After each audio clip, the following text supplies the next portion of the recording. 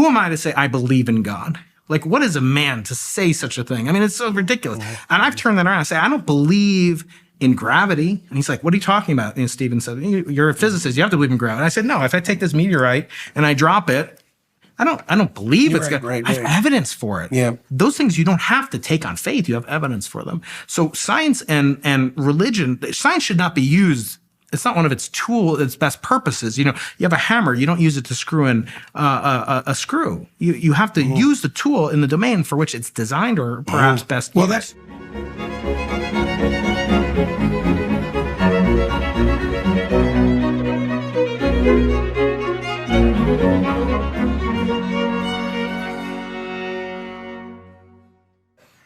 Hey, everybody, some announcements today before my description of the podcast with Dr. Brian Keating. So the first is I just published this book, We Who Wrestle with God, and it hit #1 on the New York Times bestseller list. So I'm kind of happy for 5 different reasons about that. There's a tour associated with it, some of it in December. I'm going to be in Texas with my wife, our accompanying musician. And then from January through April, running through the United States. If you want more information about that, go to jordanbpeterson.com. The content of the tour, or the approach of the tour, will be similar to my previous tours in that I'm taking abstract concepts, in this case, concepts associated with the realm of story, particularly the stories of the Old Testament. I'm explaining their conceptual significance, but I'm also extracting out the practical implications of that understanding for attention and for behavior. And so it's always my goal to make what I'm discussing applicable immediately in the real world, and that continues in this lecture series. We've released a new seminar series for Daily Wire Plus, featuring the same players with a few substitutions as partook in the Exodus seminar, which was very popular, this time devoted to explication of the Gospels. And so that released on the first in that series, 10-part series, released on December 1st. So you could go check that out as well. We're pretty excited about it. It seems to be performing a little better than the Exodus seminar did, which is saying quite something, because I think that was the most popular offering that the Daily Wire produced, apart from Matt Walsh's movies, which is pretty good given that it's so, they're actually intellectually complex and somewhat arcane, and the fact that they have this public appeal is really something terrific. So that's the announcements for the time being. I had the privilege today of speaking with Dr. Brian Keating, one of the world's leading cosmologists. Dr. Keating has been a guest on my podcast before, and that was plenty of fun. And we had an opportunity to continue our ongoing conversations. We talked a fair bit about his lecturing for Peterson Academy. He has a couple of courses on astronomy and cosmology there.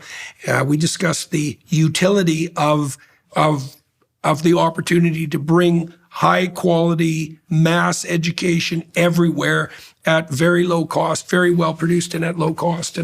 And so, that was gratifying as far as I was concerned, because that project has been quite a stellar success. We have about 40,000 students, and Dr. Keating's offerings are very popular, and deservedly so. So you can follow us on the scientific side more intensely there.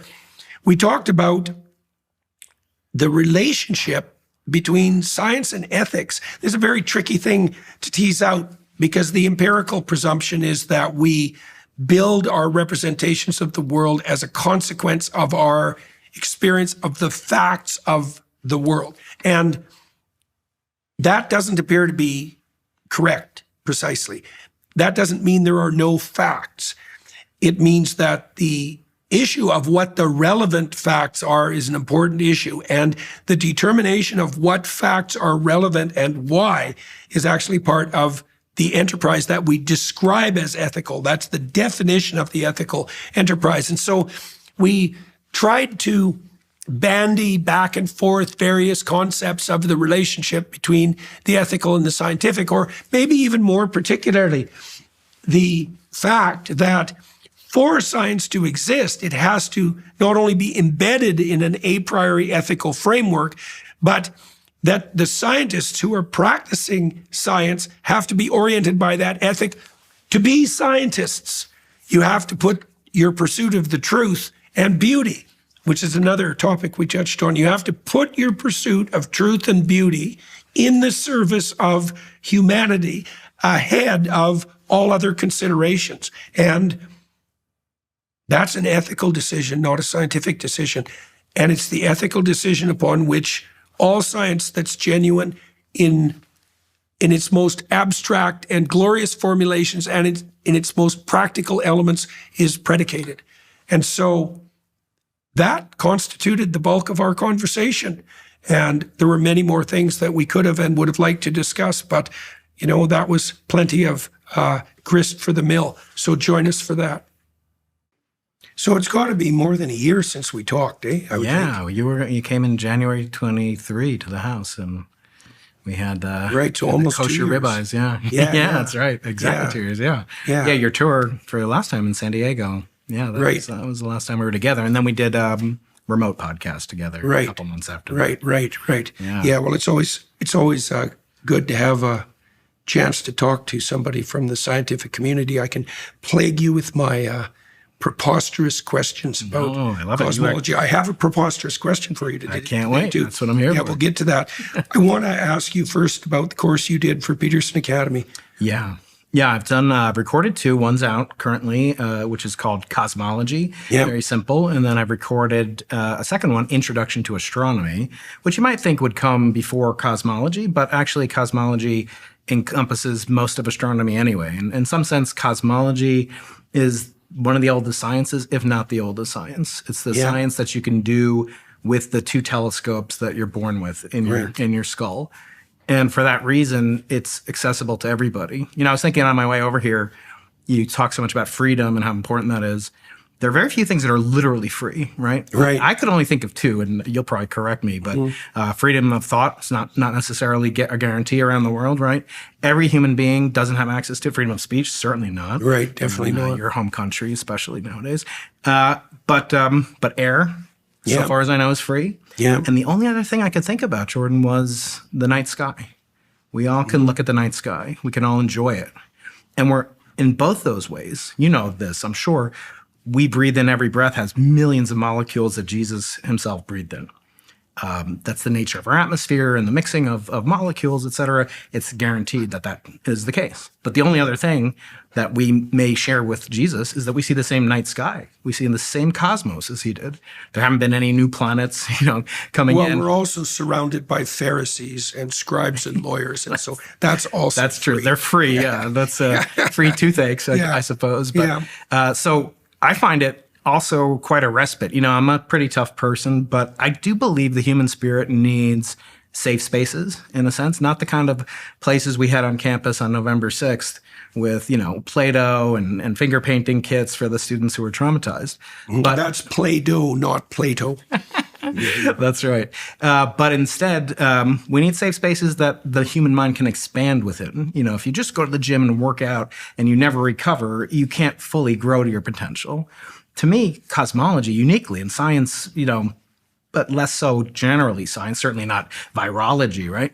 But science in its purest sense, the pure sciences, not political science, but pure science, not applied, like I get to do. I have the privilege of doing, which is studying the universe, offers a space for the human mind, the intellect to relax, to enjoy, to appreciate. And there's no secret. You've heard cosmetology. I make this joke in my Peterson Academy course. I say, this course is not about hair and makeup, despite my wonderful appearance, but it's actually related, cosmology and cosmetology, by the prefix cosmos, which in Greek means beautiful or appearance. So it's literally telling us that the night sky is beautiful and it's something to behold and it's a sensual pleasure. People don't think of that with cosmology. Yeah, it's a weird fact, really, isn't it? I mean, you wonder about it biologically because that exposure to the night sky, day sky too, for that matter, is also an at-hand experience of awe. And I've wondered often from the psychological perspective what it has meant for people and their existential positioning to have less access to the night sky than they once did, because there's a lot of people who never see the full cosmic landscape because of light pollution. 100%. It's not a good way of conceptualizing it, No, but it's because true. the light interferes with the night sky, right? And it is something I remember growing up in northern Alberta.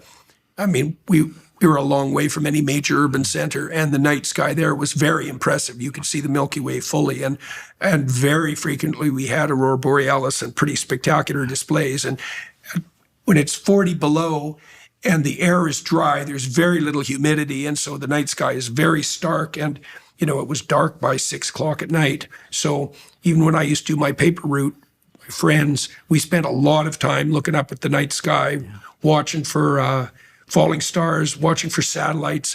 But that, it's interesting, that observing the sky is a primary pleasure. That's strange biologically. It's like, what the hell's going on there? Yeah. That it produces that experience of awe. And awe is a weird emotion too, because it's a very sophisticated emotion, but it's also very primal. One of the concomitants of awe is piloerection, right? That feeling of your hair standing on end. And that's actually the same reflex that manifests itself when a cat, for example, puffs itself up at the sight of a predator, like a dog, right? It's trying to make itself more impressive. That's so right. It's that sense of awe we have is associated biologically with our response to predation. But it's also, as you pointed out, see, I've thought about it. It's like when the cat's hair stands on end, it's becoming more than it is, right? It's trying to display itself in the most impressive manner possible. And there's a call to higher being that's part and parcel of the experience of awe that seems like the psychological equivalent of that, right? You look up at the night sky and it fills you with a sense of wonder and a sense of your remoteness and finiteness, but at the same time, it also kind of compels you to be more than you are, evokes curiosity. That's right. It's very complex, to see that happen. In the beginning was the Word. Christ is a master at using short, mysterious stories. They change the listener who takes them seriously. My experience with the biblical text is that they're inexhaustible sources of wisdom. If I find something in them that is an obstacle, it's because there's something in me that has yet to be transformed. I just don't get it. The person that you do not think could ever be virtuous, let me show you. This is the person who is fulfilling the law and the prophets. But seek first his kingdom and his righteousness, and all these things shall be added to you as well. I don't believe in that promise. I'll just be honest on this point. That has not been part of my experience. This parable I've been trying to understand forever. While we were talking and while we were sitting there, then it hit me. I saw it. Name me one ideology that has supplanted Christianity that has done good for humanity. This Jew is very frightened of a post-Christian society. He was the God-man, the model, the example of what we ought to become and what we can become. It's okay. It's safe for you and all of your doubts and apprehensions to open up and to let these stories in. He is the temple. He is the Torah. He is the covenant. He is prophecy fulfilled. If you're doing this and it isn't also the love of wisdom, it's also an attempt at wisdom without love. In both ways, you're going radically wrong. Power of love. It sounds so cliche when you say 60s, I don't want to be in a Hallmark card, I tell you. We've got our work cut out for us, gentlemen. This is one peculiar time and one peculiar text, and I sure hope we're up to the task.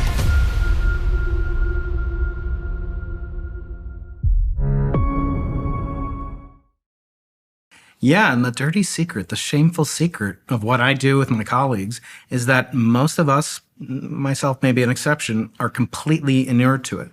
We're so used to seeing, we're so used to thinking of incomprehensible, literally astronomical numbers that we sometimes don't even bother to look up at the sky. If there's an eclipse happening of the moon, oh, so what? I'll see it some other time. Big deal. We know what that is. I know what that is. I know what causes. It's not mystery. It doesn't portend evil, doom, disaster, catastrophe. Those words have the word star, astro, within them, right? Evocative of the power that was once thought to be held within the night sky's domain. Now, the scientists know we've extirpated the sort of, mysterious gods and demons and so forth. But at the same time, we've also, as I say, inured ourselves to the wonder that a normal person feels when they encounter the mysterious. And I think it's quite amazing when you see in my religion, I'm Jewish and I'm practicing. I take it very seriously.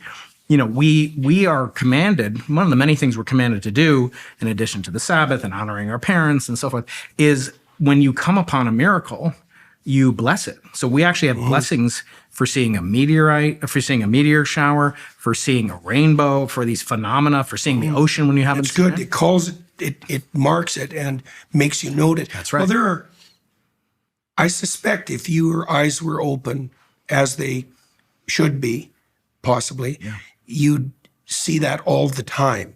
That's right. Right. And you suggested something that's very interesting. We know neurophysiologically that knowledge and memory inhibit perception. Because what happens when you learn to perceive something, when you're familiar with it, is you replace your presumption with the perception. Right. Right. Or you replace the perception with your presumption. That makes you super efficient because you see what you know, but it distances you from the phenomena. Phenomena means to shine forth, right? It distances you from that. And so then you gain efficiency at the cost of wonder. That's part of the reason it's so nice to be around little kids. Yes. Because they're not efficient. No. That's for sure. And everything is new.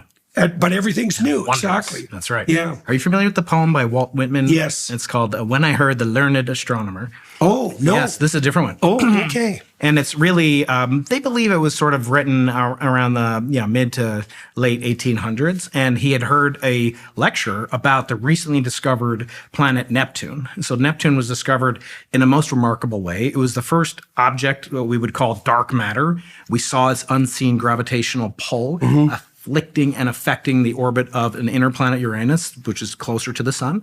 We didn't know why the anomalous behavior of the inner planet was being affected. It was predicted to exist. Truly dark matter discovered. And Whitman, was kind of reacting to that. And the poem starts off, it says, when I heard the learned astronomer arranging with facts and tables and figures, etc., how quickly I became depressed and despondent by the night sky brought to numbers. And then he says, I walked outside under the silent canopy of stars to be alone and marveled at their great beauty. Now, Richard Feynman, another, Whitman and Feynman, I always put them opposed, and I do this in the course at Peterson Academy. I contrast them. He says, Feynman, one of the greatest physicists of all time. And a very cool and interesting person. Fascinating individual, For complex, sure. and incredibly brilliant, and often, provocative. Yes, and often evoking Whitman's other famous phrase, I contain multitudes, right? So, but in Feynman's case, he said, what is it about scientists that you presume I see less than the poets? Poets will speak of Jupiter as if he is a god. But why do I see less when I speak of him as a ball of methane surrounded by a retinue of planets? In other words, can you see more or can you see less? My wife makes fun of me when I see a circuit. It'd be great to see both. Yeah. So that's the goal. And in fact, I say that in the course. I say, at the end, I say, who do you side with? And half the students say Whitman and half the students say Feynman. And I say, you're both right in a sense. You should embody both characteristics. Well, I've had the same experience in some ways teaching my students about, let's say, analysis of dreams and stories. If you're a naive movie moviegoer, you don't really think about the movie, right? You certainly don't think about it as an artifact. You don't think about the direction. You don't think about the cinematography. You're just in the story. And, in a way, that's where the most enjoyable capture takes place. That's right. And then when you become critically minded and you start to see the subtexts and to see the technology and to see the skill or lack thereof, then it distances you from that. Right. And that is a gain in that you're a more sophisticated observer and probably less susceptible to manipulation. That's right. But it's a loss in that you lose that embeddedness in the story. Yeah. But my experience has been that with enough concentration on both, then you can unite them and you can have the embeddedness in the experience and the deeper understanding at the same time. And that's actually better. That's the goal. Yeah. That's what so often, and this is why I was drawn to Peterson Academy. I've been a professor for 21 years. It's part of my identity as a human being, one of many. And I think for me, the opportunity to do something completely new, novel, and and really interact with the type of intellect, the curiosity that hasn't been beaten out because they don't have to learn partial differential equations, and they don't have to learn how to solder together a data acquisition system and all sorts of other things that are very important for professional physicists that aspire to do that. And maybe some of them will. And I've in fact been encountered by people that do want to take that course further than what I present in Peterson Academy. But the point being, if you can maintain that wonder, if you can maintain that curiosity, and you are undeterred by failure. I always tell my students, when you solve a problem, guess what you win? You win a ticket to an even harder problem. Yeah, and that's a good thing because that's like success in life. That's success, exactly. It's deferring gratification. But the thing about science, Jordan, is you can't win science. Science is an infinite game, as Dweck would call it, right? There's no such thing as completing. You've come to the end of science. No one will ever do that. No one will ever complete science. You may have the most knowledge. You may have a stack of Nobel Prizes, et cetera, but you can't complete science because Mother Nature is undefeatable because she's an infinite array of ever-retreating forces. I think Wigner called it.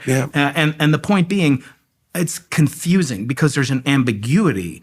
The human mind hates ambiguity because we know to get a tenured position is a finite game. There's only so many professors that can get it. To get, the highest score on a test, to get into graduate school, to get a post, all these things. So science is comprised. It's an infinite game comprised of all these finite games. Nobel Prize, it only goes to 3 people. So how do you navigate in those realms? And I think that people cleave towards if I just do the hard things, the differential equations and the circuits and the if I master the finite games. Yeah, those finite games, then I will win the infinite game. Yeah. And along the way, they beat out of themselves, unfortunately, sort of the suicide of that curiosity that got them interested in science to begin with. They subordinate their search for beauty and truth to victory in one of the finite games. Yeah. Right. And that's like the equivalent of propaganda in the arts is you're putting the cart before the horse. And that's a very big mistake. One of the things I learned in graduate school,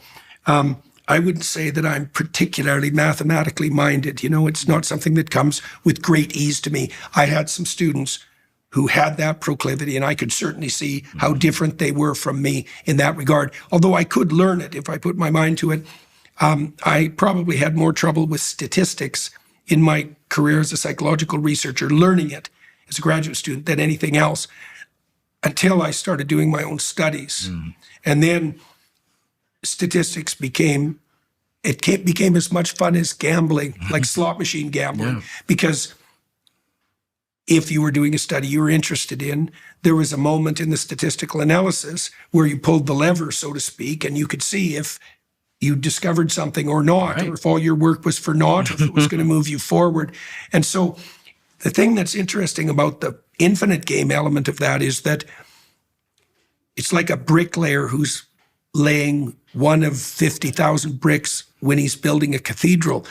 If you just think of the next brick, that's a pretty damn dismal occupation. But if you understand that each of the incremental steps you're taking forward is in relationship to this infinite whole, then the significance of the whole imbues the part. And if you're pursuing science properly, that is you have to do it that way. Right. So it's interesting, in the conception of the divine that's laid forth in the story of Jacob's ladder is an infinite game in the same regard, because Jacob has a vision of a ladder ascending upward with no pinnacle, right? End, right? And God is at the top of the spiraling ladder with no pinnacle. Ascending. Sure, but it is a vision of finite and infinite games, I think, but in relationship to the moral domain rather than the scientific. Those probably overlap, though, and that overlap, I think, is what we're talking about, right? Is that it's the call of beauty and truth as the fundamental motivation, not only the fundamental motivation of the scientific inquiry,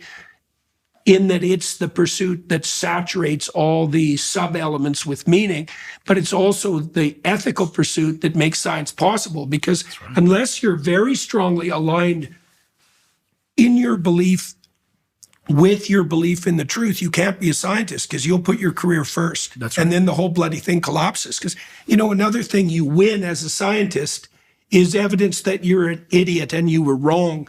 Right, because every time you discover anything that's actually a discovery. Right, another Feynman quote. Science is the belief in the ignorance of experts, not their knowledge, not their wisdom. Yeah. And look, or the ignorance of you. well, Even that's worse. right, exactly. And you look at the word. Look, you know more than anybody. You know what the meaning of words are. You know, and you know in Hebrew the word for thing is the same as the word for word, suggesting an entanglement that's inextricable. But in the sense science, let's look at the word science. What does science mean? It doesn't mean wisdom. No, I mean, that's sapience. That's sapienza. We are Homo sapien. We are man who is wise. What are we wise about, Jordan? That we're going to die. That's the only thing that we know. That we know for sure is that we're going to die. And it's interesting that also comes up in the first chapters of Genesis, right? As you've spoken about at many occasions. But the word science means knowledge. And what does the word knowledge in Hebrew connote? Well, what connotes Adam knew his wife. So it's very different. The notion in sort of the Greek, the Roman, the tradition of Asa, et cetera, that is coming down through us. And it's very crucial to life. I mean, technology, science, and knowledge acquisition in general. That's sort of one tradition. And the Hebrew tradition is a tradition where knowledge, as I say, means something radically different. And the aspiration for wisdom, Torah, wisdom, knowledge, truth, emunah, as you say, all these things have elements of illumination, but it's illumination also a for relationship. Yes, a purpose. Purposefulness. Yes, exactly. Yeah. So these things, you know, and you should never confuse it. I mean, there's no one as dumb as, you know, someone who's brilliant. You know, there's no one who will believe some of the dumbest things, dumbest propositions that you couldn't convince that bricklayer you spoke about to believe than an intellectual, than an academic. You know, they spoke of, Lenin spoke of useful idiots. Sometimes I think of useless geniuses. You know, that some of my colleagues are useless genius. They're so bright. And then they'll lead their credibility to the domain of wisdom, of which they have none. Yeah. And so you'll well, find you know, the people, correlation between, there is no correlation between what you might describe as ethical orientation as psychometrically measured and IQ. There's no correlation between IQ and work ethic, for example. Right. That just shocked me when I first discovered. It's like, what do you mean there's no correlation? You mean zero? Really? Like zero. You'd expect just maybe on the basis of something like neurological integrity that people with higher IQs might be able to dedicate themselves to tasks over the long run more assiduously. Nope. No correlation whatsoever. Yeah. So and it's also the case, you know, and this has been laid forward in the mythological representations forever, mythological characterizations, that there's no sin greater than the prideful sin of the intellect. Yes. Right? Because it's extremely powerful and very, very inclined to worship itself and its own creations. Right. Very bad idea. That is the serpent. Right. Exactly. That is definitely within all of us. And the smarter you get, look, I've interviewed 21 Nobel Prize winners on my podcast. And never once, I mean, they've all been brilliant. They've all been incredibly, you know, accomplished in their field, obviously, to get to that level. And I've criticized the Nobel Prize, but not the people that win it. You can't, I mean, the one rule I learned when I was asked to nominate winners on the 2 occasions I've been asked to nominate the winners of the Nobel Prize is that you can't nominate yourself, right? So that's the one rule that they adhere to, that Alfred Nobel stipulated in 1896. But most other things they've disavowed, unfortunately, which is a grave sin, by the way, because you know, in Judaism, the greatest mitzvah, which means commandment. People think it means good deed. It doesn't mean good deed. It means commandment. You're commanded to do certain things. And one of the things you're commanded to do that has greatest, utmost importance is to bury the dead and to not leave a dead body unescorted. Why is that? Well, it's the one thing they can't reciprocate, right? They can't, you bury the dead, they're not going to bury you, right? By definition. And so it's the ultimate altruistic, you know, beneficence in a sense. And when Alfred Nobel wrote his will, he specified exactly what he wanted. He wanted to go to one man who did the greatest accomplishments for the greatest benefit of mankind and in the preceding year. So it was one person preceding year, and it had to benefit all of humanity. So it was what we call in Hebrew a zava'ah, an ethical will. So it wasn't just a will, here's my money, because he had no kids, he had no wife, he had no heirs to give the money to, so he gave it all in the sense towards the betterment of mankind. Literally, that's what it says. But many of the other things they've disavowed. He can have 3 people win it, they can win it for stuff done 30 years ago, 50 years ago. But one of the few things that they've actually kept is this focus, if you will, that it should benefit. It should provide a benefit to humanity. And then you wonder, well, that's also a non-scientific element of science. It's completely correct. So you agree with that? Yeah, absolutely. One of the things I've been trying to work out conceptually, and I tried to talk to Richard Dawkins about this, I wouldn't say with a tremendous amount of success. Science can't be at the bottom of human endeavor. It can't constitute the foundation of human endeavor, because science itself has to be embedded in an a priori moral framework that is not itself science. And would you say then, just based on that, that somebody who identifies as a scientist alone is fundamentally unhealthy, is not maybe psychopathic? I don't think you can do it, because the problem is, and you're pointing to this, it's like, is it a defining characteristic of science that it serves the benefit, at least in intent, let's say, it serves the benefit of what? Of life more abundant. That would be a good way of thinking about it. It's human-centered, life more abundant. Well, see, I read a book at one point that was written by an ex-KGB officer who claimed that before the Berlin Wall collapsed, the Soviets had put together a biolab in Siberia that was working on a hybrid between Ebola and smallpox that could be aerosolized. Right now, that's science. Yeah. Right? Because if you accept the proposition that science is value-free and that all facts are equal, because that's what value-free means, both of those are like very untenable philosophical propositions, but people do accept them. Then, well, were the scientific experiments that were done by Unit 731 in Japan, in China, by the Japanese, was that science? Fritz Haber. They've been used, the data's been used. Yep. And so if the exploratory endeavor is not motivated by the proper ethical striving, you're not a scientist. And then I think that actually works out practically too. Like, I was fortunate in my graduate advisor, who's still alive, I still work with him, Robert Peel, who was he was a scientist. And most scientists aren't, right? Most scientists are journeymen. And I'm actually not even criticizing that, because we need for there to be any exceptional people or any exceptional things, there has to be a lot of run-of-the-mill things, like even scientific research. A lot of the publications are going to be the first publication of someone who doesn't know what they're doing. They're incremental. And they're not likely to be correct or useful. All PhDs are like that. Right. But that doesn't mean you have to dispense with them. No. Okay, so Bob's insistence in the lab was, don't publish things that you know to be wrong, even if you're tempted, because you will be tempted, because maybe you work on an experiment for a year, and that's your master's thesis, and it doesn't work out. It's like, well, then what? Right. Well, that's a year, and it's supposed to take you a year. So that's a big problem. Yeah. And you have to mentor someone in your lab to put the search for truth before their short-term career orientation. And you can do that practically, because you can say, look, if you allow yourself to take liberties with your statistical analysis and you discover and publish something that isn't true, you're going to believe it. Yeah. And maybe you'll pursue it for the next 15 years. And you're chasing a chimera.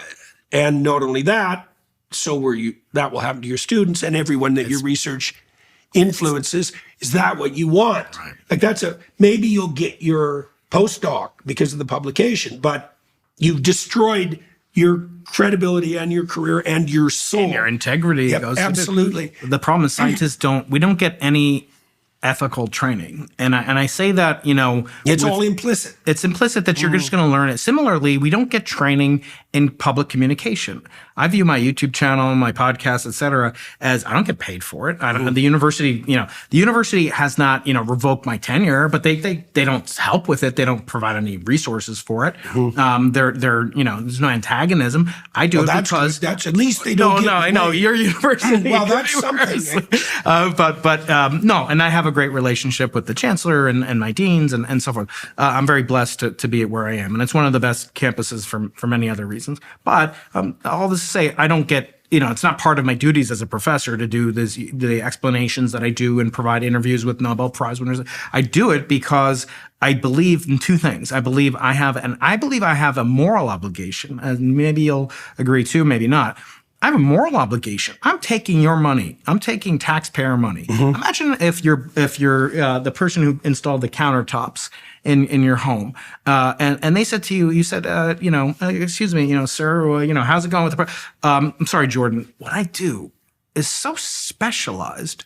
It's so erudite. You cannot possibly understand it. Even with your PhD and your success story, you'd say, go to hell. You don't talk to your boss like that. I am your boss.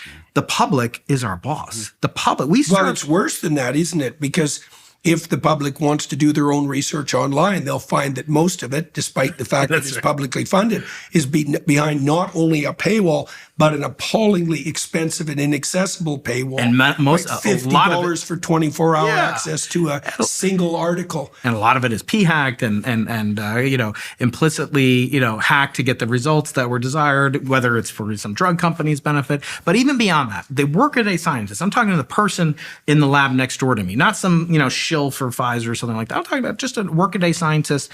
And, she or he will say to me, I'm not good at that. I'm sorry. You, Brian, you have a gift to it. By the way, I don't think I'm that good, but I do think that I have an innate desire for the 1% gains that can be made by iteration. That in every iteration, I try to get 1% better. My conversation, the questions I ask, the types of conversations that I have, and the depth that I go into, and I think that's my unique skill, if anything. But like you're pointing to, though, a lot of that's a consequence of practice. It's practice. Like I stopped lecturing with notes. Right. 30 years ago. That's right. And when I first started, especially when I was lecturing about things that I hadn't thoroughly mastered, which is the case when you first start lecturing, I used PowerPoint and I used fairly detailed notes, but my intent was to dispense with that. And that was incremental improvement over a substantial amount of time. Like and you can learn see to it. do that. Your videos are online from Harvard, from Toronto, etc. But when I say that to them, they say, well, I'm just not good at that. And I say, oh, yes, I forgot. Right. I forgot, to my friend. I'll say, yeah, you were born knowing quantum electrodynamics. Yeah. No. I work really hard at, so you work hard at that which you think is valuable. So that means you're admitting, you're copping to the fact that you don't think communicating to your boss is important.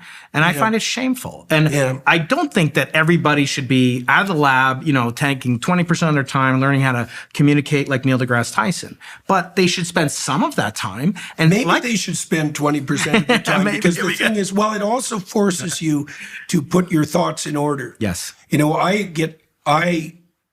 I develop a lot of my ideas in consequence of lecturing. I agree. I would say the majority of them, right? But that's also because, you see, people also lecture very oddly because people generally conceive of a lecture as the reading of a text or something like that, and it's not. No. A lecture is a performance, and I've thought about this for a long time. It's a lecture theater, after all. Yes. So what are you doing in a lecture? Well, you're eliciting enthusiasm by demonstrating your love of the topic. That's partly what you're doing, and you're embodying that. So you're a model. There's more, eh? Like, I've really thought through explicitly what I do in my public lectures, and now I really know what I do. Yeah. I mean, I have a question in mind that's related to a long-term pursuit. So it's an issue I've been interested in forever. Before I do a public lecture, I formulate the question that seems, from a set of potential questions that seems to be relevant and at hand for that day. And then I try to get farther in the answer than I have before. And so what I'm modeling is the process. I'm engaging in the process of intellectual exploration. And so that's thought, question, hypothesis, which is something akin to revelation, by the way. It's like question, potential answer, critical analysis. Iteration. Yep, exactly. And so I think that has the same structure, by the way, as the mythological quest. Yeah.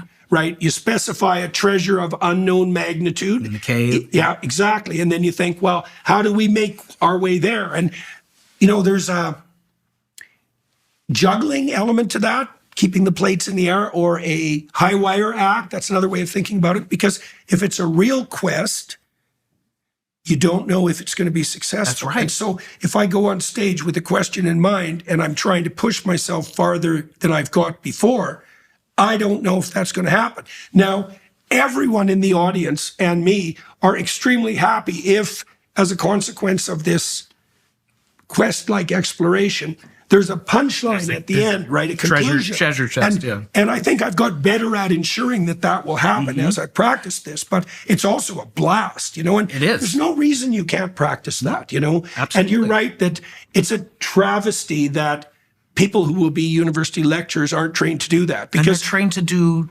diversity, inclusion. well, that's You're trained. You're trained how or to they're answer. punished for not doing it at least. Well, you won't even get in the door now. You won't even have your applications reviewed. I'm interested to see what happens in the coming administration as we speak. Yeah. So let's investigate that a little bit.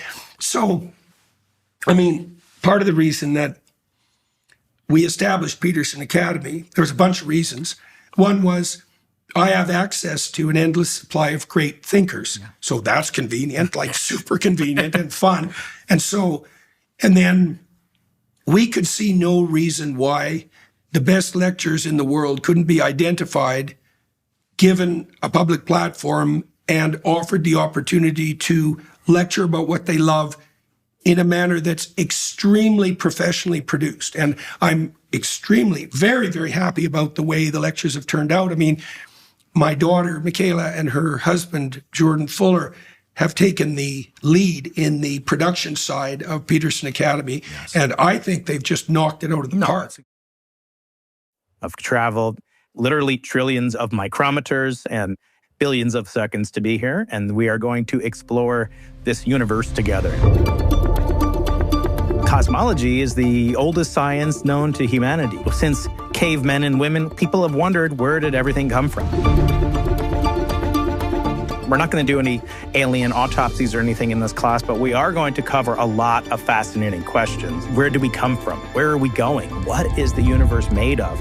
How can we possibly understand the grand landscape of the cosmos? When you look back in space, you look back in time. It's amazing we've been able to do this, to study the properties of the cosmos, timescales of billions of years, size scales billions of times bigger than our own. And now the question is, can we go back to time equals zero? Can we go back to before time equals zero? And what does that even mean? I hope in this course to keep striving and asking these great questions, because without great questions, there can be no great answers. And without great answers, there can be no understanding.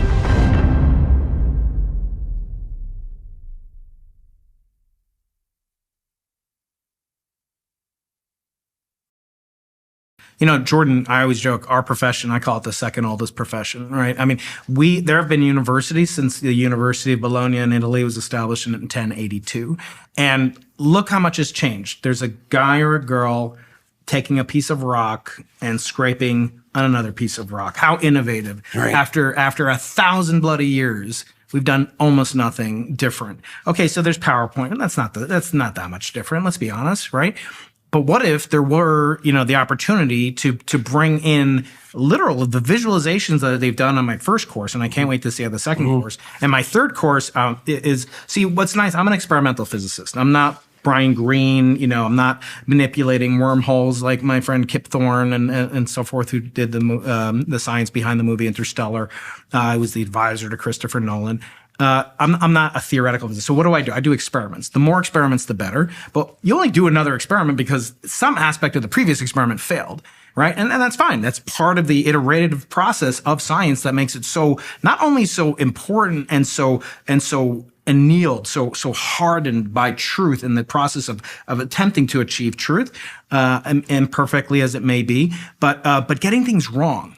Look what happens when you get something wrong. Let's be honest. It's a surprise, right? Mm-hmm. You didn't think you were going to go down and you're going to discover dust instead of the Big Bang, which is what happened to me I described in my first book. We thought we saw the gravitational wave aftermath of the inflationary universe that we talked about in my first podcast episode with you. But instead, that led to the Simons Observatory. It's led to a $200 million project that is now going to not only look for the gold, but also look for the dragons, look for the dust, look for the things that are the impediments. So the surprise was not a failure. I mean, look, when you solve a puzzle, you get a little bit of thrill. And remember when you were a kid, you had a Rubik's Cube, you had this thing or that. You'd solve the puzzle and you would do something that no adult does. You do it again. Like my kids do this all the time. They solve a Rubik's Cube, then another one messes it up, then the other one solves it. And like, I already solved it. Like I don't need to rewrite my PhD thesis. Like I already wrote it, but there's a little bit of that thrill that you get when you are surprised. And that's the surprise. The thing is that if you lay out a prediction in keeping with your understanding of the world and something else occurs, you have no idea what you've discovered. Now, what you might have discovered is that your reputation is now shot and your future is looking gloomy, right? I'm proof that is not right. But you also have no idea, like that's a reservoir of unrevealed truth of indeterminate magnitude, right? And so the proper response, and I did learn this in the lab that I trained in, the proper response to your error as an experimental scientist is, I probably just stumbled across something that was even more important than what I was investigating. That's right. If I can just figure out what the hell it is. I say this to my students all the time. I say flaws in your experiment, in your theory, lead to new laws. It's not like we study. Do you know, Jordan, that we're made of matter, right? But there, in the early universe, we think that there was almost an exact symmetry. It's one of these guiding principles of physics, that there are symmetries. Conservation of energy is a type of symmetry. Angular momentum's conservation is another type of symmetry. Displacement, symmetry. Those are all the things that we say the laws of physics shouldn't change. They should not look different in a mirror or upside down or on Pluto or in Arizona.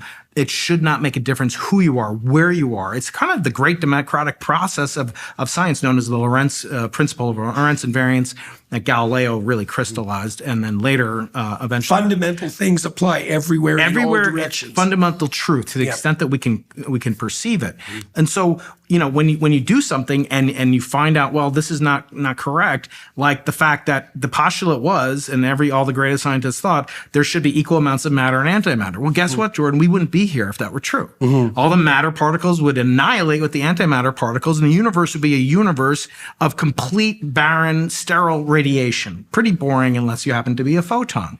But that's not the case. And it's obvious just from we exist. I cogito ergo sum. We know that that's not true. We can observe it. I refute it thus, kick the rock. It's made of matter. Where's all the antimatter? Is it segregated some galaxy that we haven't been to yet? No, we don't think that's the case. So where did it go? Well, we have to look. How symmetric is the universe? How beautifully, finely balanced, tuned, if you believe in an intelligent designer, how finely tuned did he tune it to be? Well, it turns out he did a spectacular job, because for every particle of matter, there was another particle of antimatter, except for there was one. For every billion particles of antimatter, there was 1,000,000,001 particle of matter.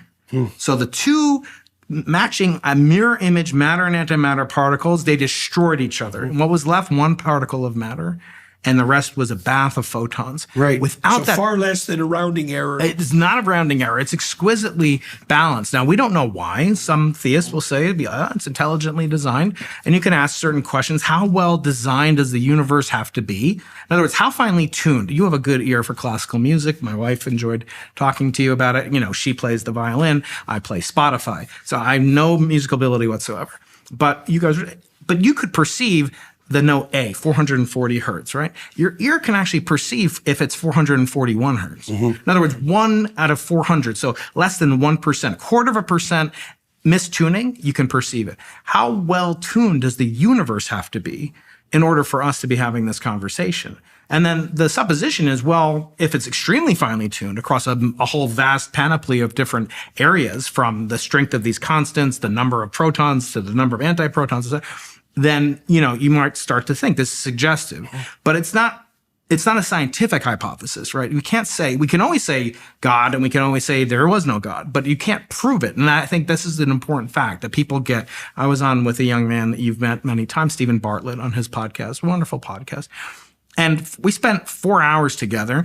And one of those hours was just about him asking me to prove God scientifically. I said, I'm sorry, Stephen, again and again. I cannot do that. He's searching. He's reaching for something. I just was on his podcast yesterday. Oh, you were? Okay. Yeah. New York. Well, he probably talked more about God with me than he did with you. And I was quite surprised that he did, because I'm a cosmologist. I'm not a theologian. It's a hot topic these days. It is. And it's been, I always say I'd kill for 1% of God's, book sales. But and I told him, look, what you're searching for, I can't necessarily give you. I can give you the approach to me that I find persuasive, but it's not going to be persuasive to you, because it's specific to me and my life history and how I understand how I got to be who I am. And it doesn't use the strength of quantum electrodynamics, and it doesn't use all sorts of things. Yeah. And when you search for that, I told him, I said, Stephen, and I think I got this from you in the conversation you had with Dennis Prager that I was privileged to be a part of that's in Santa Barbara about 5-6 years ago. And you said, who am I to say, this is you, who am I to say I believe in God? Like, what is a man to say such a thing? I mean, it's so ridiculous. And I've turned that around. I say, I don't believe in gravity. And he's like, what are you talking about? And Stephen said, you're a physicist. You have to believe in gravity. I said, no, if I take this meteorite and I drop it, I don't believe it's going to, I have evidence for it. Yeah.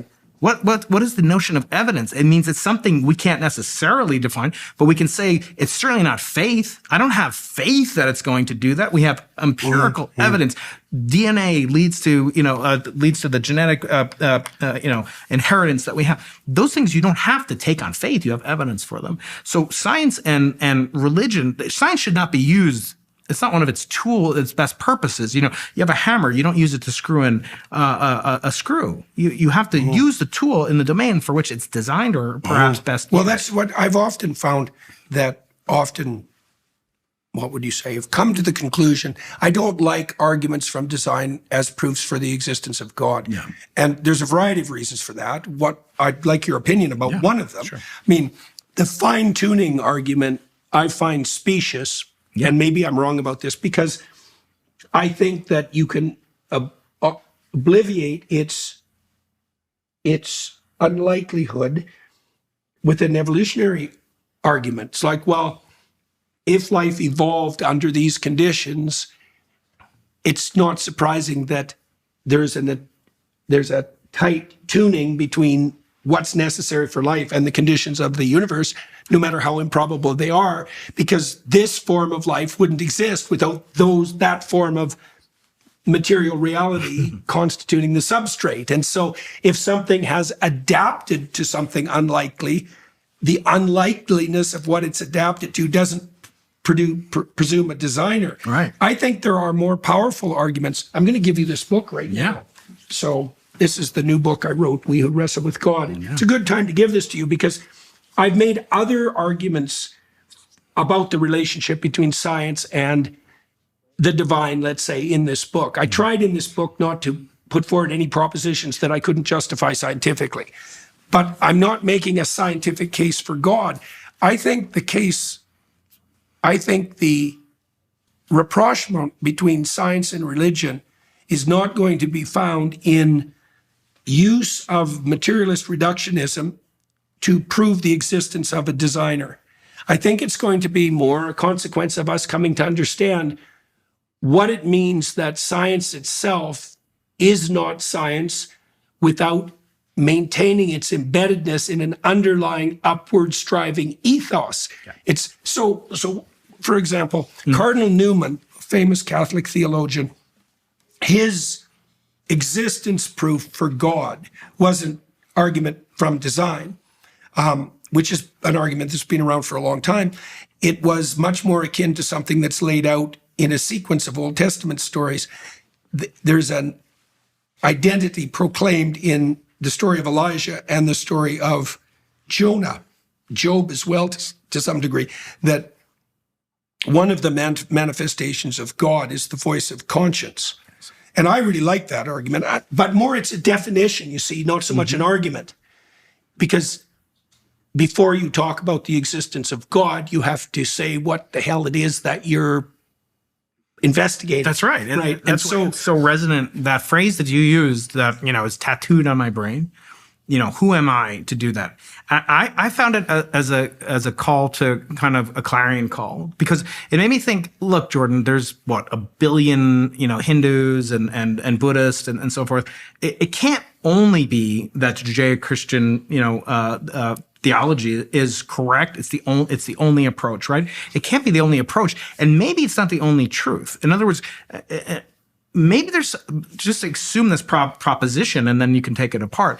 Assume all religions that have at their base a moral goodness, an aspect of improving human flourishing and the human condition, not some nihilistic, witchcraft or whatever that seems to serve no teleology whatsoever. But where there is clearly, and we know that Christianity and Judaism have this embedded within them, and Buddhism I'm less familiar with, but has elements of that. And take away the theology and just talk about the values. There's an equivalence class in mathematical terms of all religions that practice good values. They have this in common. Whatever this is, this notion of human flourishing and goodness and treatment and so forth. Again, proposition. I'm not saying it's true. Yeah. Assume it's true. Just assume that's true.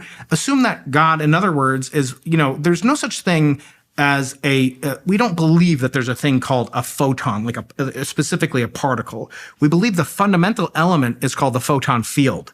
That the field, which exists everywhere at all times in all places, that is what's fundamental. And then this photon, the human eye is miraculous. We can see a single photon in the right circumstances. Right. If we're dark adapted, one photon, it's incredible. Amazing. And that's part of the loss you spoke about earlier, where we think about the loss of the night sky. I'm curious, we'll talk some other time about how the human psychology will be robbed of this, and maybe that will do something like the having phthalates or microplastics. Those things are tangible, but the intangible loss of the night sky from all places on Earth, perhaps, God forbid, but let's just say it happens. Anyway, getting back to my proposition. Imagine God is a field, so that and then what we see as a photon, or what we see as Hinduism or Judaism or Christianity is an instantiation, is actually the particle version of it, if you will, of a field that exists throughout all space and all time. In other words, what if God is, and we can't, and this is not refutable because you can't, we're saying by definition, it's incorporeal, it's a field, and just like you can't feel the photon field, you can detect its manifestations. And so what if as the fruits of the tree are sort of proof of what it was made to do, right? An apple tree doesn't produce a grapefruit, and a honeybee doesn't produce a spider web. So the instantiation, how do these things, connect to one another? It's a relational system. And that is I think the great comparative investigators of religion, Mircea Eliade, probably foremost among them. He was part of Jung's broad school, and maybe played a role equivalent to that of Jung. They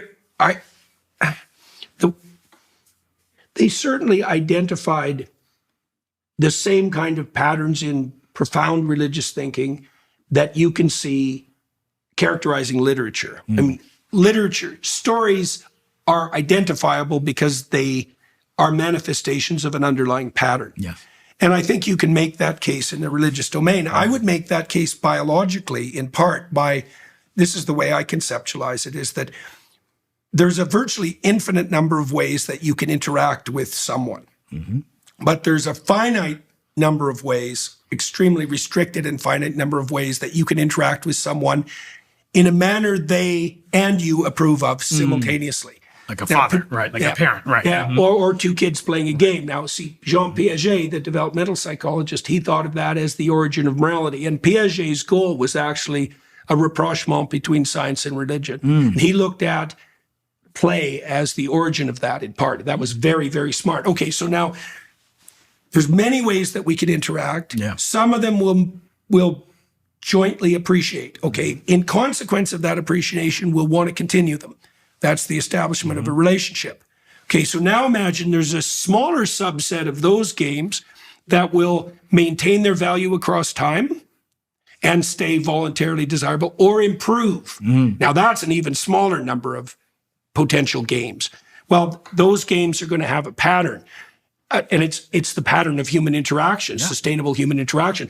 My suspicion is that conscience as an instinct indicates a violation of the rules of that game.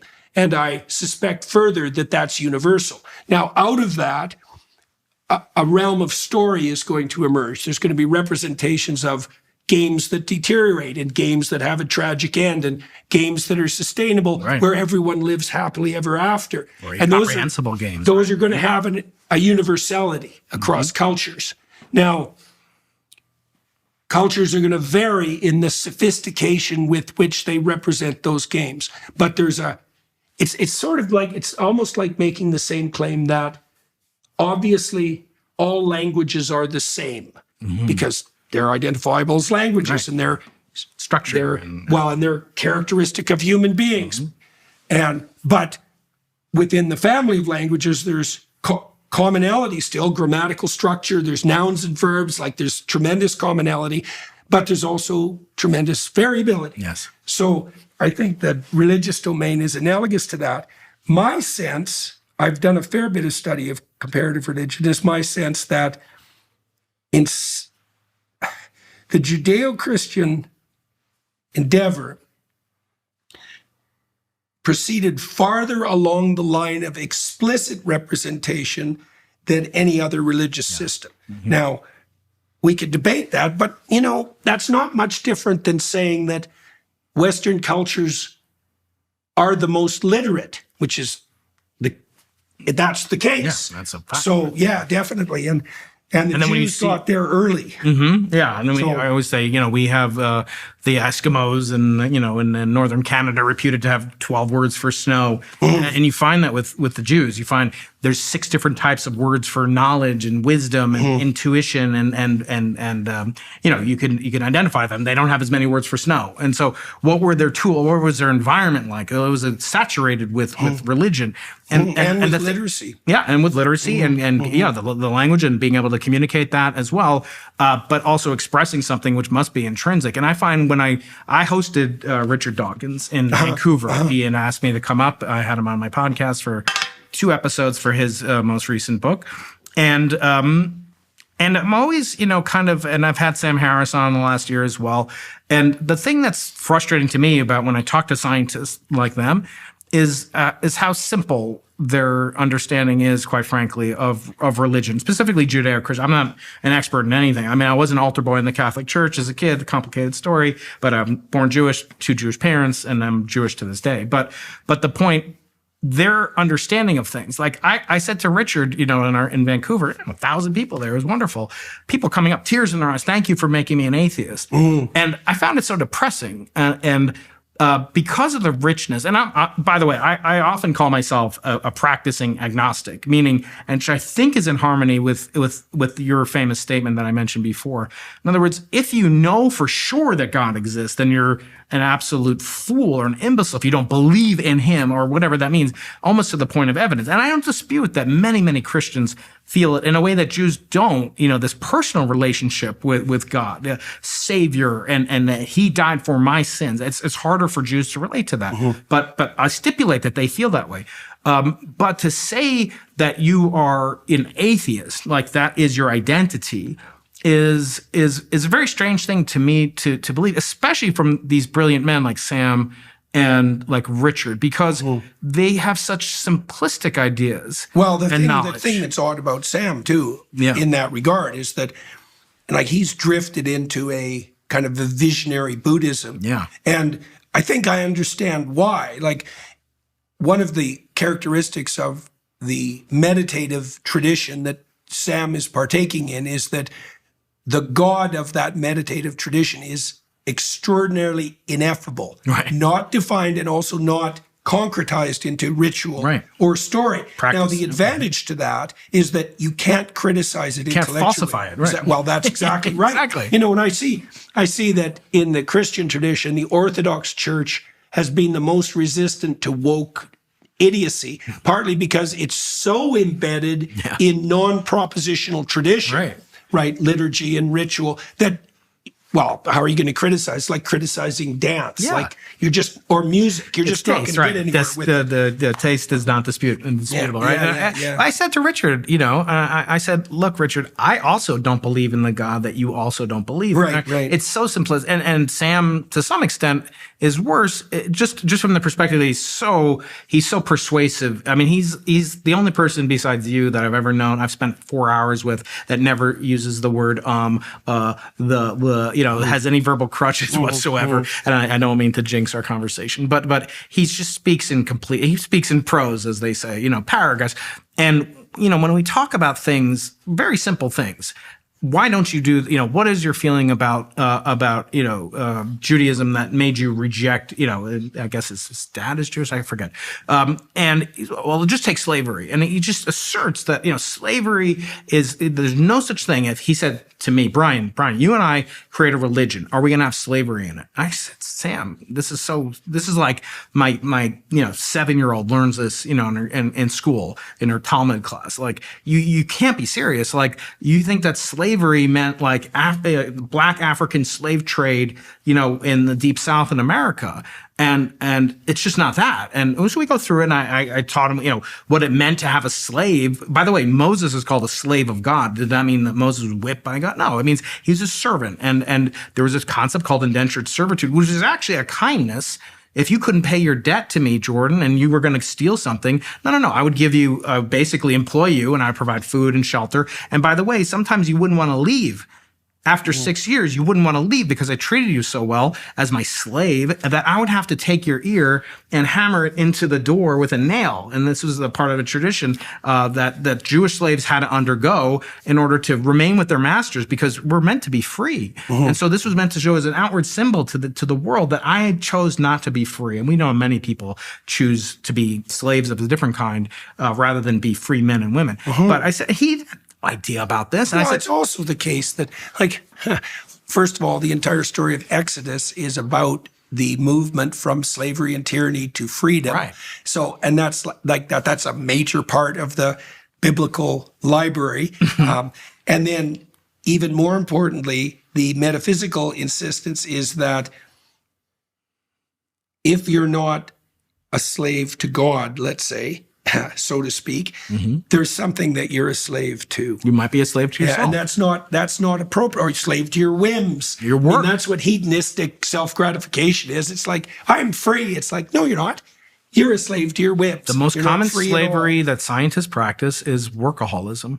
They work 24/7. They work all days of the week.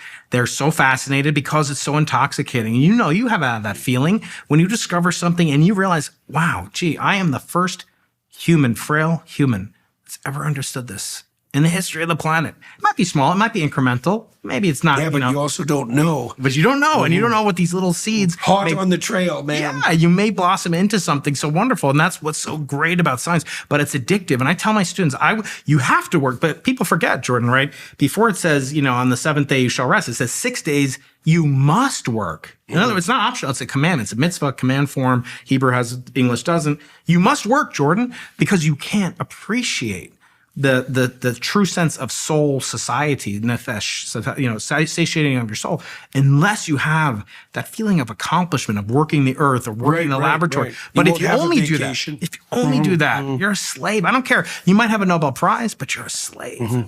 And so, when I talked to Richard and I came away, somewhat depressed, because also, as you know, in Judaism, the word Judaism it comes from the word gratitude, hodea, which means to give grace, to give gratitude towards God.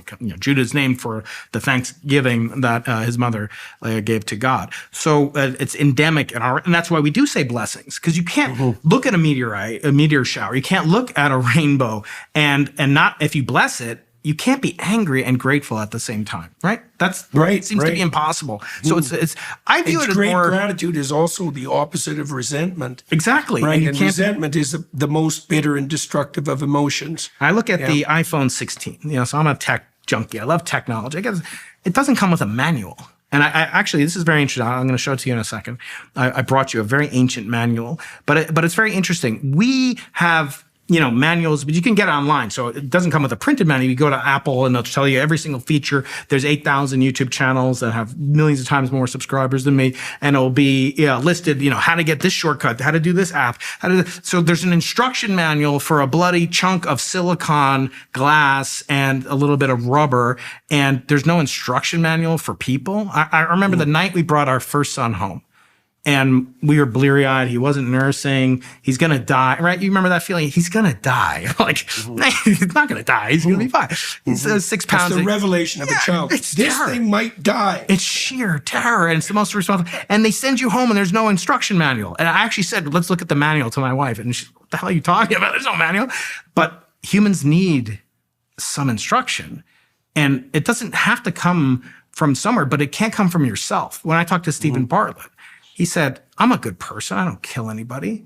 I say, Stephen, how many people that committed great sin and great evil thought they were doing evil? None of them. Not a single bloody one of them thought they were doing evil. They justified it as great good, whether it was eliminating Jews or, whatever. I don't even have to take it that far. So he's trying to justify, I think, his behavior. Because what happens, Jordan, when you believe in God or you have some notion of emunah or faith or just want to approach a creator or something bigger than you? Well, then you have obligations. And people hate that. I don't think Richard, I mentioned Richard Feynman. I discovered that every audience I've discussed this with goes silent. There's no difference between obligation and adventure. Because you think of an obligation as something that you're involuntarily shouldering, right? That's an obligation. Right. It's like, well, if you get rid of the involuntary part of that and you make it voluntary, now you're voluntarily shouldering a great weight. It's like, well, that's an adventure. When you go see a movie about a great adventurer, a secret agent, say, the thing that characterizes his journey that you find so compelling is that he's doing something impossibly difficult voluntarily. It's like, so people don't want an obligation, but that's because they have the wrong attitude towards obligation. It's like, no, you actually want a stellar obligation. Right. If I told you 20 years ago, Jordan, you eat meat only and salt. I have prepared meat. I think it was pretty darn good, kosher ribeye when you came to my house a couple of years ago. But if I told you 20 years ago, Jordan, you're just going to eat ribeyes and salt, you would say that's horrible. Like, I don't want to do that. That's going to be, take away my freedom. You're telling me it's compulsory. But now you took it upon yourself. I see it in you, the health, the vitality, the just incredible transformation that you've undergone. Who is happier? Jordan 20 years ago could eat all the Doritos, or I don't know what you ate back then, or has this prescribed thing to do in the prime of his life. And I feel that way about, so I said that to Stephen and also to Sam, and when you're given, look, as a Jew, I don't eat pork, right? I love to eat pork, and why did we not get to, who knows? There's no real reason why we think it's not because they're dirty. But when you have an instruction manual, the assumption is the writer, the author of the instruction manual knew something that you don't, and maybe there's some benefit from following their instructions. The question is, if you do believe in God, and if you do practice some faith tradition or whatever, will you be happier or not? These people that came up to Richard Dawkins with tears in their eyes at the book signing after our event, you changed my life. One of the things I've learned about the atheist community, so to speak, though, that's a mitigating factor, I would say. There's a subset of them that are just Luciferian rationalists, and they're not fun. They're not fun. They know everything. Right. They're bitter, they're resentful, and they're seriously underappreciated for their genius. Yes. Okay, but then there's a very large subset of atheists who are relieved at their atheism because they were brutalized by Pharisaic religious pretenders, right? So they... That's Richard, right? Yeah, Richard did have well, it might even be Richard Dawkins because he's made the odd illusion. He's made the odd illusion. And that's right. I've met lots of people who were very badly hurt by fundamentalist types. I don't want to say, okay, so now I don't have to listen to him because he was abused. It's like if you meet somebody who was physically abused as a child and then they turn out to, you don't want to make that an excuse because look at the other people that were. Yes, He's of also, course, of course, but so yes. I don't want to let him off the hook so easily in that sense. But I guess the challenge that I have is when I deal with somebody like that, because I can talk science with either one of them, Lawrence Krauss again. Yeah. These people I can talk to, and they're so but they would never, and I told this to Lawrence Krauss, because I had him on my pod, and he's had me on his podcast. We've talked about this, and we kind of joke, I'm the religious Jew, he's the atheist. But he knows nothing about the faith. Why does he know that? But why does he know that? Because most Jews, boys, have a bar mitzvah at age 13, which is a rite of passage, which sucks. I mean, I've got one of my kids going through it right now. And your voice is cracking, and you're in front of everybody, and you're embarrassed. You have pimples, and your girlfriend, and it's horrible, right? But you go through, it's a rite of passage, right? And then what does it mark for most Jews, men? Carl Sagan, Stephen Jay Gould, Lawrence Krauss, Sam Harris, if he had one. It marks sort of a graduation from religion. It marks the parole from prison of this obnoxious, not really satisfying or meaningful tradition that was forced upon you by the circumstances of your birth. I agree with Richard.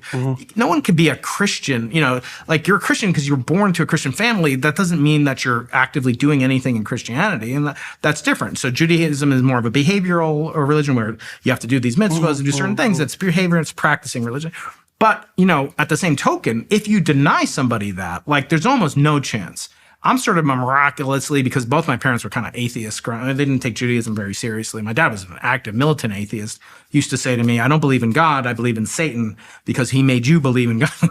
But the point being, if you deny something that could be beneficial, even if you don't believe it yourself, I think I won't say child abuse, but you're denying your children something. And I said, the avatar for me. Well, what do they have if they don't have a tradition? They have nothing. They have themselves. They have the media. That's exactly the problem, is that because that's also a very weird definition of self. It's like they have the self that's without tradition. Okay, so that means fundamentally it means without discipline. It means without rich moral knowledge. It means without community.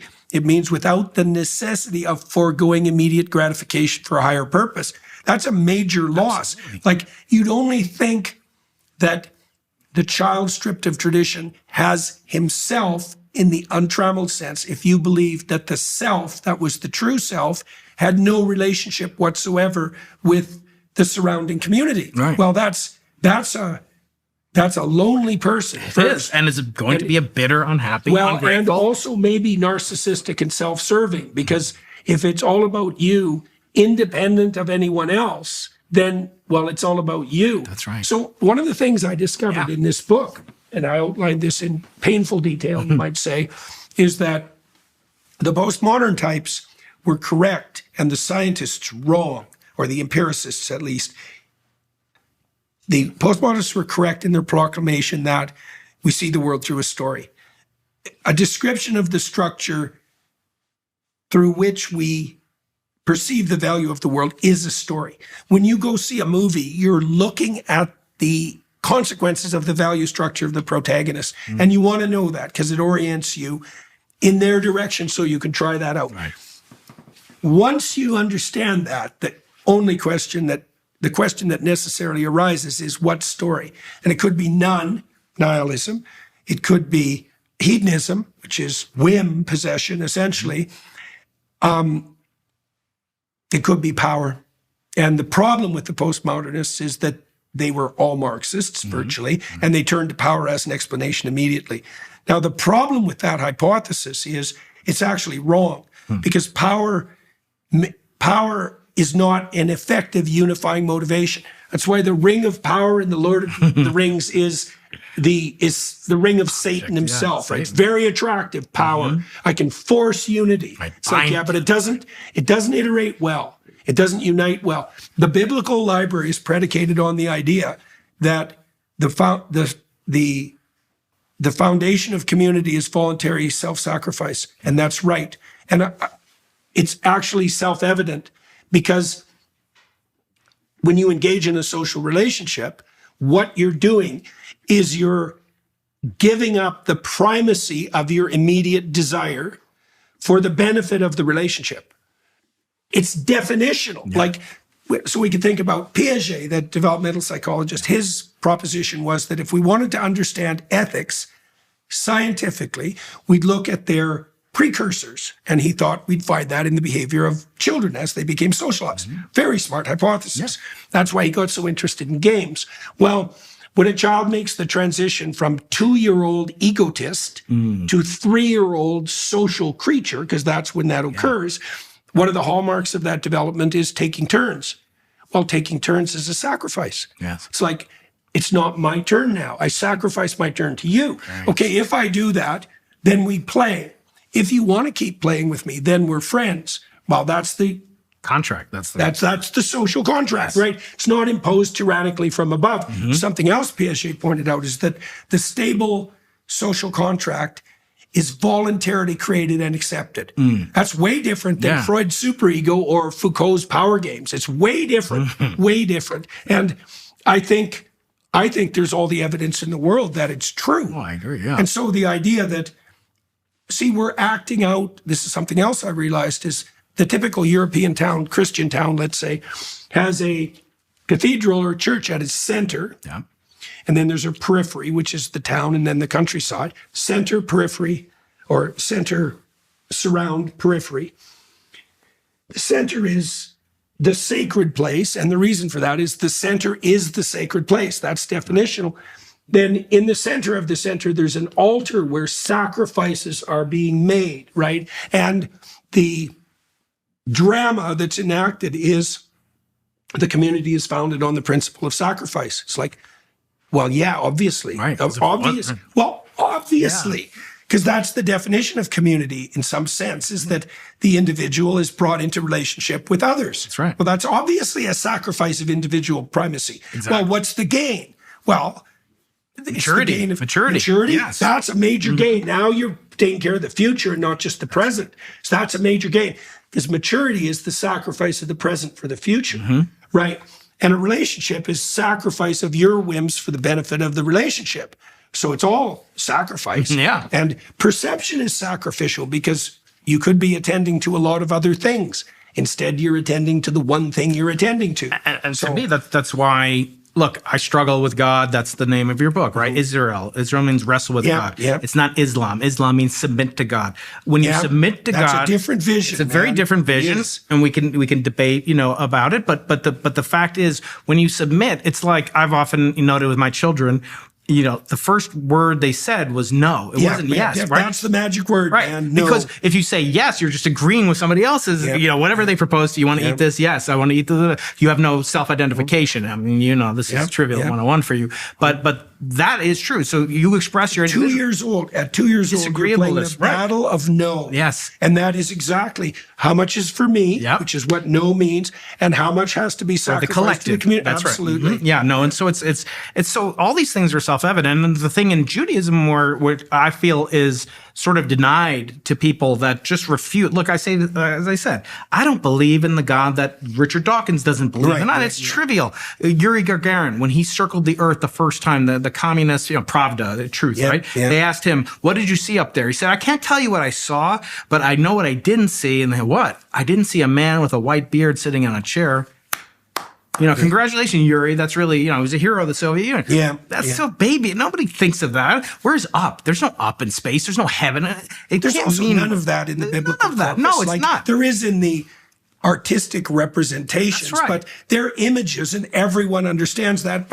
And there's also constant warnings in the biblical texts about confusing the image with the ineffable, right? That's right. And there's been huge battles in the Christian church. The iconoclasts were people who believed that icons had the danger of concreteness, which is exactly the danger that, say, Dawkins has fallen prey to when he concretizes a metaphor. Infantile, right. I said, Stephen Bartlett asked me, he said, the Bible says the earth is flat. First of all, it doesn't say that, but second of all, I said, I think it is locally flat. It is locally flat. I said, and I won't say this. I said, look, Stephen, I could say this to Sam or Richard Dawkins. I say the earth is flat. Prove me wrong. 1 in 1,000 people, ordinary people, will get that right. About 50-60% of scientists will get that right. If I say prove that the earth orbits around the sun, 90% of scientists will get that wrong. I bet most scientists watching this, I'm not going to put anybody on the spot. Cannot Including prove. me, Yeah, I'm not going to say stand on one leg and prove it, Jordan. But we can prove it. It's discovered in the 1700s how you could do it. It's called stellar aberration. And I'll give the answer to the test. But Galileo, one of the greatest minds in human history, he believed, and he was right, that the Earth goes around the sun. And he went to great lengths. And I think this is so beautiful. We put so much emphasis on scientists that they are sort of gods, right? They manipulate. What did Arthur C. Clarke say? He said, any sufficiently advanced technology is indistinguishable from magic. I actually opened my podcast with that, with his actual voice, because I'm at the Arthur C. Clarke Center. So when you look at that, who wields magic? Well, it's gods, or it's magicians and fairies and all sorts of wonderful creatures that certainly aren't people. But when a scientist can unlock the power of the atom, or can unleash, humanity's need on electricity with infinite energy, or can develop a superconductor, or all the lasers, anything that we take for granted in technology, all came from basic physics. The internet came from basic physics. And when you look at that, then you expect that they're ineffable, just like their primitive, childish, infantile notions of what we think God is, right? They think that we think that he's the guy in the chair in outer space with the beard, but they project that onto humans. So they'll say Richard Feynman was a god. I mean, there's more people, Jordan, that have play in the NBA right now than have won Nobel Prizes in physics. Okay, and so when you look at these great men, and including my hero Galileo, they were greatly flawed individuals, horribly flawed. Feynman cavorted with his graduate students' wives. He had mistresses. He went to strip clubs. Einstein married his cousin. It was a horrible, horrible father. He neglected a child with severe mental illness. Never saw him after he moved to America to get fame and fortune. Cavorting with what's the guy's name? Charlie Chaplin. He cavorted with Charlie Chaplin, and he loved the fame and attention. He had a huge ego. Not great. I don't want to emulate him. Do I want to be like Einstein? Do I want to be like Feynman? Hell no. But you look at a man and you analyze him, or you analyze a woman.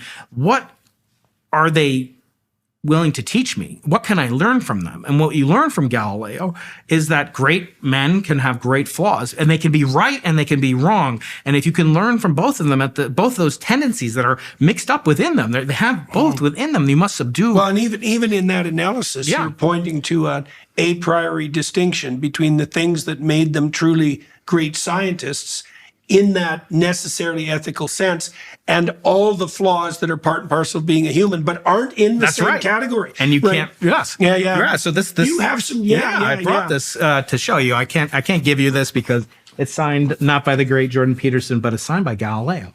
So I'm going to show you what his signature looked like, and I want to point out just some interesting. That's his signature. Wow. So this was a book he wrote. It's called The Military Compass. Now, I told Stephen Bartlett this. I said, do you know what a slide rule is? He said, I have no idea what a slide rule is. Where did you get this? So I have a collector. So when I got my advance for my first book, Losing the Nobel Prize, I basically bought this book. And it's in great shape. Wonderful. Eh? Look at the pages on it. This is from 1646. It has a custom box and so forth. And there's an English translation that they made in the 70s. You can't get this anymore. But there's an English translation of it. But there's a tag I put there. Hey, why don't you open that up and read me what it says on a Post-it note page. I think it's on this side of the page. So these are all things that you could do with this thing called the military compass. So I think it says there, right? What does it say? Can you read it? Yes. This one? Yes. Rule for monetary exchange. Yes. So what is it? By means of these same arithmetic lines, we can change every kind of currency into any other in a very easy and speedy way. This is done by first setting the instrument, taking lengthwise the price in the money we want to exchange, and fitting this crosswise to the price in the money into which the exchange is to be made. We shall illustrate this by an example so that everything is clearly understood. And he goes through, and what does he mention the currency that he's going to convert? Florentine gold scudi into Venetian ducats. Yeah, so here's what the device looked like. It was like a slide rule. So maybe later we'll get the cameras to zoom in on it. It was a slide rule. It was a computer. It was a device to simplify calculations, and he invented it. And he wouldn't actually produce, as he did with his telescopes, he wouldn't actually give the hardware away. He'd give the software away. He'd give the operating manual away. This is how he made money, because he had illegitimate children. He had mistresses. He was also not the greatest of husbands and men and certain things. He was a deep believer in God. But when I look at this and I say this book, this is the second edition. The first edition was written in 1601. And there's only about 7 of them left. There's actually more Gutenberg Bibles than first editions of Galilee's Compass. So this one was cheap, very cheap compared to those. You can almost get, they're priceless. They're kept under lock and key at the Galileo Museum in Florence. But the point is, if he had taken those Florentines that he's talking about, or the ducats, if I give you a ducat right now, it's almost worthless. I mean, yeah, it's kind of cool historically. It might look good. It was a paper note. It's basically like a paper dollar. It got inflated to nothing. They would do things, with the money back then. They would shave the corners of the coins. Right. That's why coins have ridges on them now. Right. All sorts of interesting historical tidbits. But if he had just kept one of these things, kept the original edition, his heirs would have hundreds of millions of dollars. And so you look at these people and you often find that the people who have the greatest scientific knowledge and technical and maybe practical knowledge, sometimes their wisdom is to be lacking. But the average person will never look at that and say, wow, this person, has been divorced 6 times or, treats his illegitimate stepdaughter horribly or whatever.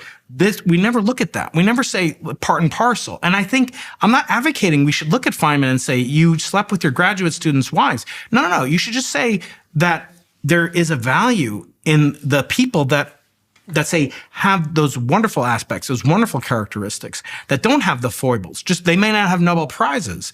In other words, we prioritize the intellect over the ethical. And I think it's very dangerous. And it's very seductive for scientists to want to emulate Galileo. And, certainly it's very seductive for scientists to want to prioritize the intellectual. Because how else do we get more well, they're also immortality? Smart. Yeah. Well, so of course you're going to do that because it's in your obvious self-interest to prioritize in importance your most outstanding trait. Yeah. That's also the deadliness of worship of the intellect per se. Mm-hmm. Yeah. Well, I'll be interested in your response to this book. Yeah, I've read the first couple chapters online, and it starts just to think about the connection as I start my cosmology class at Peterson Academy. I start off by saying, what is the most important day on the calendar? Let me say it to you. Like, what is the most important day on your calendar every year? It's probably Christmas, I would say, yeah. So what is Christmas? It's a birth. It's a beginning. It's a new. But what is the only event for which there might not have been a preceding day, let alone, a repetition of that day, the origin of the universe? In other words, we go back from now, late 2024, we go back 13.8 billion years.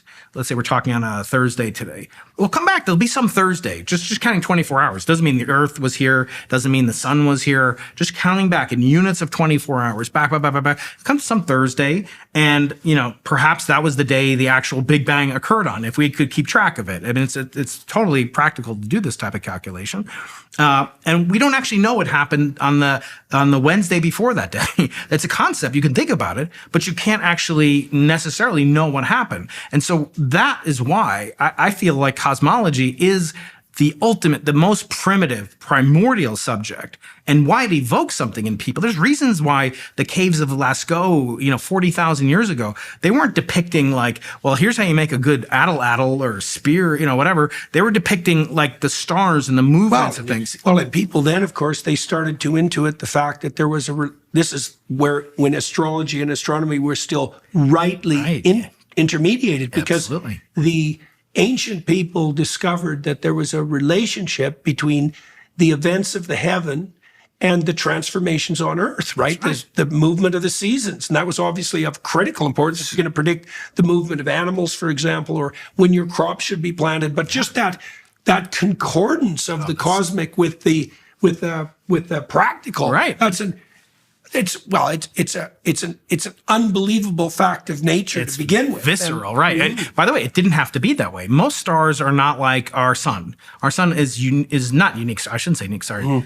Our sun is unusual in that it's a singular star. The preponderance of stars that you look up and see on a dark night sky are multiples, pairs, binaries, triples, maybe even clusters of stars.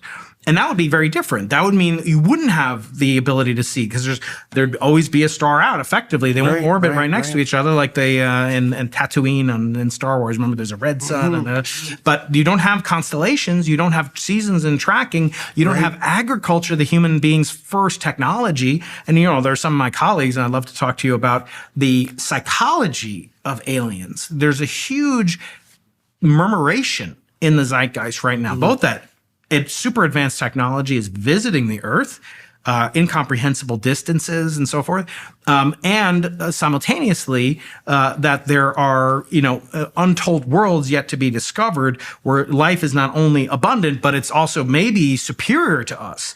And maybe they are so advanced and so in possession of Moore's law for 80 more doubling periods than we've enjoyed it for, that in fact they've created us in sort of giant silicon apparatus. This is called the simulation hypothesis.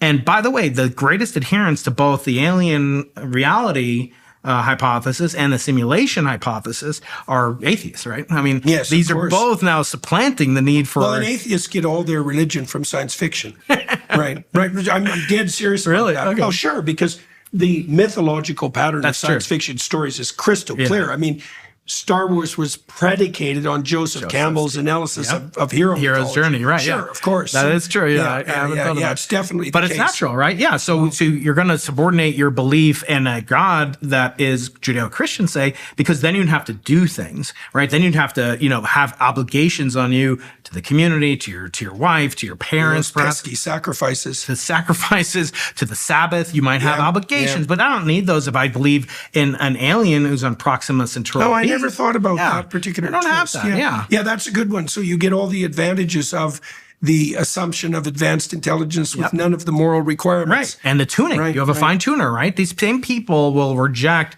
the arguments of design from fine tuning, which I'm not saying is I'm comfortable with those. We discussed that already. I mean, we can put up many counterexamples of things that are extremely exquisitely tuned that didn't have a designer whatsoever. And the Earth's distance to the sun is not exquisitely tuned in the sense that it necessitated a designer to do it. In other words, we wouldn't, the anthropic principle would suggest we wouldn't be here if the things were radically different from the way it is. And actually, a lot of the parameters in cosmology and particle physics and symmetries that we talked about earlier are not as finely tuned as a radio dial, if you remember those, as you and I do, but most of the younger folks won't. But you got to tune it. But actually, you don't have to tune it that exquisitely any better, in fact, than the universe was tuned along the lines of certain parameters. But this alien, kind of hypothesis has gotten a lot of attention.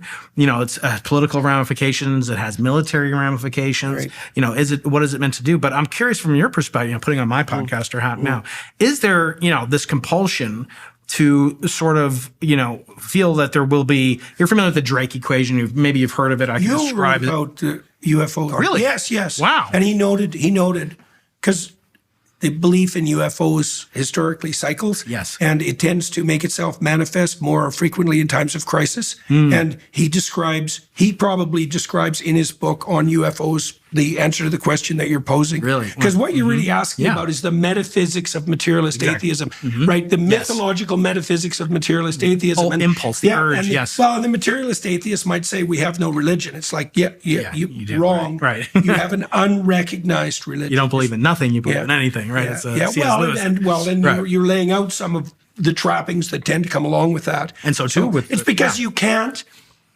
organize your existence in life without imposing a story on the world. There's no way of doing it. Your life is a story in the world. Is that because of the intolerance that we as humans have towards ambiguity, right? In other words, the battle over abortion or the battle over immigration. It's partly that. It's partly because if you fail to specify, you drown in ambiguity. And anxiety technically is a response to ambiguity, right? That's technically, anxiety signals the emergence of entropy, right? And positive emotion, I learned this from Carl Friston, because I didn't know this.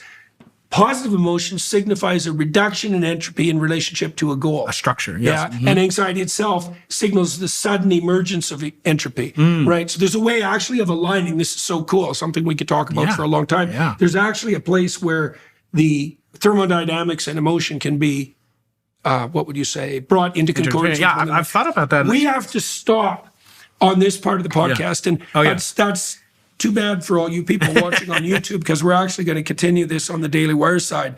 And obviously, we could talk for an endless number of hours and would love to. Into the night. One of the things that means is that the burning question that I wanted to ask Dr. Keating has to wait for the Daily Wire side. And what that means for you poor people on YouTube is that in order to hear that part of the podcast, you actually have to have a subscription to the Daily Wire. And that sleight of hand, you might say, wasn't done by design. It's just how it worked out. But you might want to think about throwing the Daily Wire some support. There we go. There we go. Thank you for talking about Peterson Academy too today. We have 40,000 students now. Wonderful. Yeah. I've heard from so many, and I'm so impressed by them. Jordan, you should be you and Michaela. Jordan, we are pretty damn happy with the way things are going. And the social media interactions on the site are extremely positive. They're all idea focused. They're upward aiming. Community. There's no trolls. Yeah. I just hope I can get tenure. That's my Well, we'll work out the details of that as we progress too. So for everybody watching on the YouTube side, do join us on the Daily Wire side. We're going to continue this conversation, and I'm looking forward to that. Thanks very much for coming into Scottsdale today, and thank you to all of you for your time and attention on the YouTube side, and to the film crew here in Scottsdale today for making this possible. Really good to see you again. Great.